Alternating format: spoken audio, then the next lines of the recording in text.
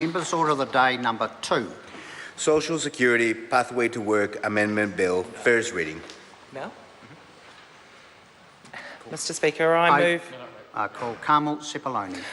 move that the Social Security Pathway to Work Amendment Bill be now read a first time. I nominate the Social Services Committee to consider the bill. Mr Speaker, this weekend just gone, our leader Andrew Little gave an incredible speech in Palmerston North, a wonderful place that this side of the House recognises as a wonderful place, unlike the other side of the House. In that speech, Mr Speaker, he said that under his leadership, the Labor Party has 3 priorities: jobs, jobs and jobs, Mr Speaker. Under Andrew Little, Labor is the party of work in this country. We are the party of a stronger economy, of economic opportunity for everyone, with a chance for everyone to live for the Kiwi dream, Mr Speaker. Unfortunately, National is the party that is sticking up for those already doing well and throwing up barriers that stop other people from getting ahead. And Mr Speaker, I remember really clearly before the 2008 election that National were running that message of aspiration. Well, what we've come to realise on this side of the House, and a lot of New Zealanders are now recognising as well, is that they are only aspirational for those that are already there, Mr Speaker. They are not aspirational for those that are just trying to get ahead and need a little bit of help with that journey. Mr Speaker, this bill, my bill, is about jobs.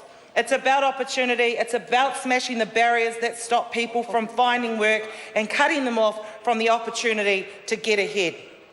We all know that under National the economy is struggling. Unemployment is rising. In fact, we've lost 11,000 jobs in just the last 3 months, Mr Speaker.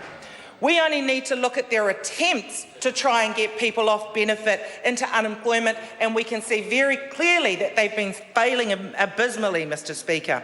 If we look at the number of people participating in MSD's employment programs, we see that that's dropped by 60% since 2011 to 2012. We can see the number of people returning to a main benefit 8 weeks after end of employment contract has increased from 15% to 23%. More people ending their employment contract and going back to benefits, Mr Speaker. For the year ending September 2015, less than half of job seekers' benefits were cancelled for the reason of having obtained work, Mr Speaker. People are not leaving benefits and going on to work, yet that government would have us believe that they are. Mr Speaker, we've seen other trials, their employment trials for sole parents, their employment trials for mental health consumers. All of those employment trials, all of these schemes are failing under National, Mr Speaker. This bill helps get people on benefits a pathway back into full-time work by raising the number of hours they can work part-time without having their benefits cut. And actually, Mr Speaker, I want to mention, when I met with the Minister of Social Development, Anne Tolley, she said to me, her exact words were something along the lines of, if we put more money in these people's pockets, or if we give them a financial incentive, then it would be a disincentive for them to go back to work. Mr Speaker, just like all of the National Party policies, what she was saying made no sense. If we incentivise the opportunity to go back to work financially, then more people are going to want to take up the opportunity to go back to work.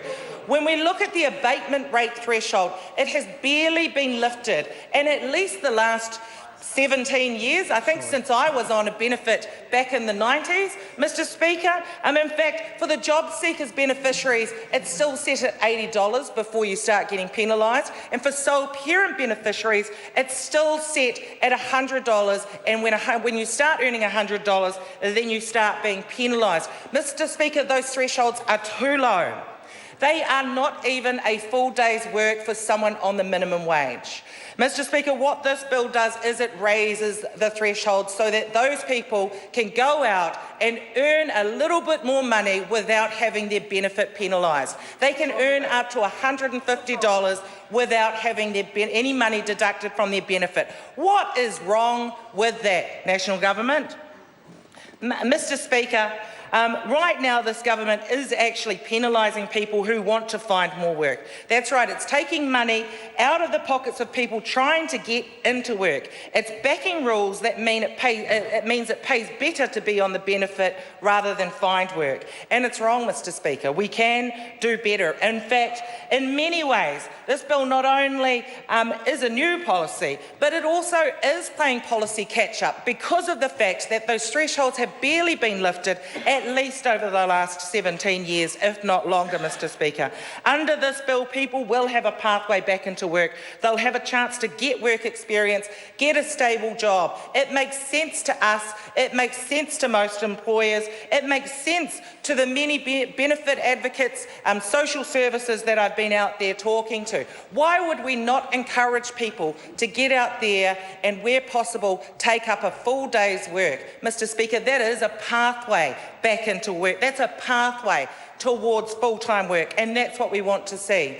Mr. Speaker, on that side of the House over the last few years, we've seen welfare reforms that have introduced work obligations, social obligations, a whole lot of obligations, a whole lot of stick, but actually very little carrot for these people, Mr. Speaker. This is actually a carrot, and we need to bring a little bit more balance back into our welfare system, actually, because that side of the House has created a completely imbalanced system that stigmatises beneficiaries and assumes that these people who are in a position that they need to access welfare don't want to go out there and work. Mr. Speaker, they do want to go out there and work. I've seen some research recently from the Growing Up in New Zealand study. They broke it down for me, and they did a comparison of the parent who's parenting alone, so the sole parent, versus the parent who's in a relationship raising children. And actually, the findings were really interesting, and I think that side of the House needs to read them. Actually, the sole parent had more of a desire to go back to work than the parent who was in a relationship. Not just for financial reasons, so that they could provide for their family, but for the obvious reasons that many of us know of, things like wanting to be in the company of adults. Mr. Speaker, that side of the House has always underestimated beneficiaries, and if they choose to vote against this bill, then they will be continuing to underestimate beneficiaries, continuing to put the boot in and implement punitive measures, lots of stick but no carrot, Mr. Speaker. Mr. Speaker, this bill is a test for the government. Do they have the moral courage to do the right thing and help lift people out of poverty? Do they have what it takes to back job creation, Mr. Speaker? Currently, we have 305,000 children living in poverty. And John O'Naylor says, what does that have to do with it? Well, what that has to do with it, Mr. Naylor, is that actually, of those 305,000 children, 60% of them come from households where a parent is not working.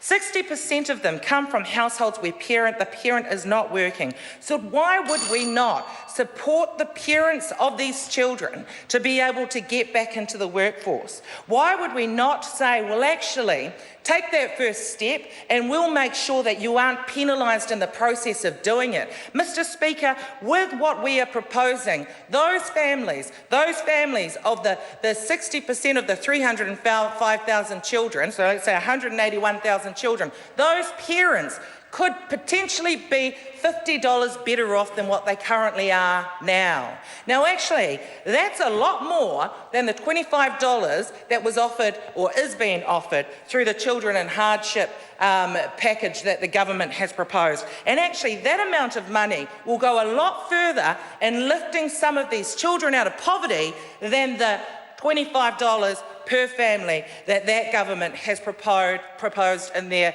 Children in Hardship package, Mr. Speaker. If the government votes against this bill, I think Kiwis will see clearly that this is a government that can't be trusted to get people into jobs, that doesn't want to lift people out of poverty, Mr. Speaker.